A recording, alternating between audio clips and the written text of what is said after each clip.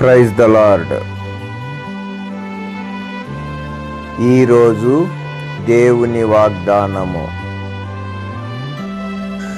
మిమ్మును ముట్టినవాడు తన కనుగుడ్డును ముట్టినవాడని. జకర్యా గ్రంథము 2వ అధ్యాయము 8వ వచనము. క్రీస్తు ప్రభువు తన రక్తమిచ్చి కొన్నట్టి సంఘమునా ఎవరు చేరెదరో వారే ధన్యులు, పరలోకమే వారిది. ఎవరు చేరెదరో వారే ధన్యులు, పరలోకమే వారిది. అపోస్తలుల బోధను నమ్మి స్థిరపరచబడిన వారే.